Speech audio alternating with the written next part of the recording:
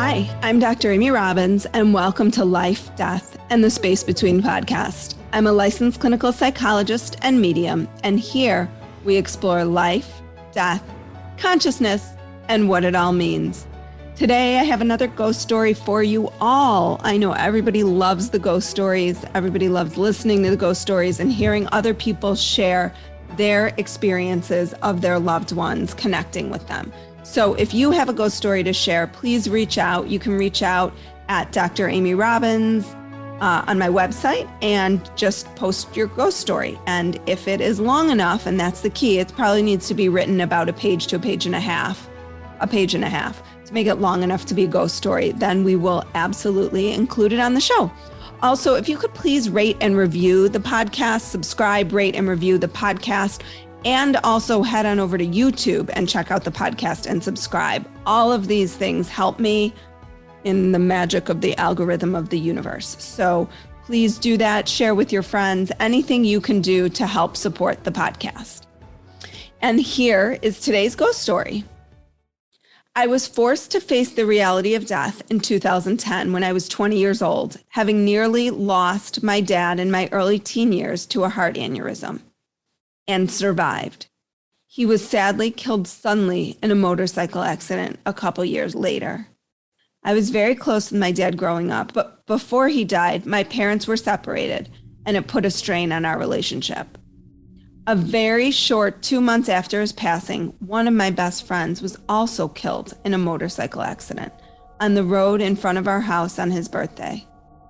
My mother and now sister-in-law, both emergency room nurses, were the ones attempting to revive him and sadly couldn't save his life. He was only 22. So death became a prominent thought in my daily life.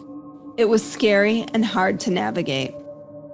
I never knew what to make of the dream I had of my dad after he died, whether it was my brain's attempt to rationalize where he was now, since he was no longer physically there. I still remember it so vividly 12 years later. I feel like it could be used for a ghost story. It wasn't until I listened that I realized that the dream was in fact a visit from my dad to tell me he was okay. I am a person who dreams almost every night. I remember my dreams fairly well, although usually only for a few hours after waking up. Sometimes I don't remember until it sparks my memory later in the day, but it was always a dream. I was born into an Italian Catholic family and grew up imagining the typical image of what Jesus would look like through children's books and such. A man in a long white robe with long dark hair and a slender face. We used to hang out in our garage and the driveway a lot as a family, and my friends who were constantly at our house, all of whom called my parents moms and pops. They were the parents everyone loved and never minded being around. Maybe 3 days before his passing, my dad rode over on his motorcycle and we had a sit-down dinner together like we always did growing up. Just us, laughing and reminiscing about everything over the years. Funny stories about family and friends, and it is a very fond memory that I wish I could relive just once more. I remember running upstairs and going to my room after dinner to watch shows or get on the computer. I'm not sure. In doing so, I never actually got to say goodbye to him before he left that night, which haunted me so deeply until about a month after he died. I went to bed as I normally did, and after I drifted off to sleep, I found myself back in the garage where we spent so many days and nights together. Everything in the place it always was. The couch to the right of the door when you walked out was there. Standing there, I looked up to see my healthy, smiling dad walking towards me for a hug. I immediately ran in for his arms to embrace me, feeling as safe as I always did when he hugged me. Halfway through the hug, I thought to myself, wait, he's not here anymore. He died. This could end, and I don't want it to.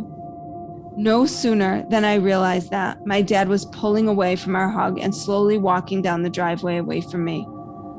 I remember not being able to follow him, but there was this seemingly soft peacefulness to his walk. Not in a rush and not moving too slow, just blissful steps.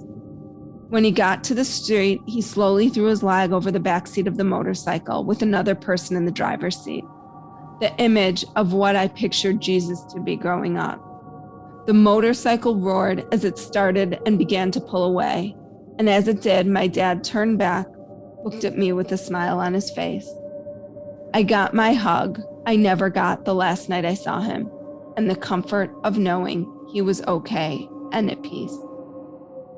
Fast forward to 2020, exactly 10 years after my dad died, and my mom lost her 4-year battle with uterine cancer.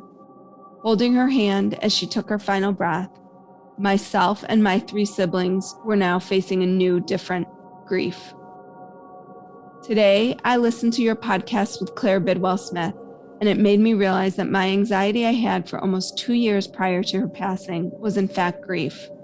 The thought of losing her haunted me daily. I was scared to go out for the state of fear she would pass when I was too far away to get to her.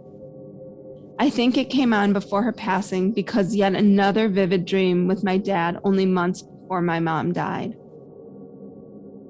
I am so grateful for you helping me understand all of this, and I'm so happy to share this with the world. Okay, wow. Sometimes it takes me a moment when I read these to kind of recompose myself.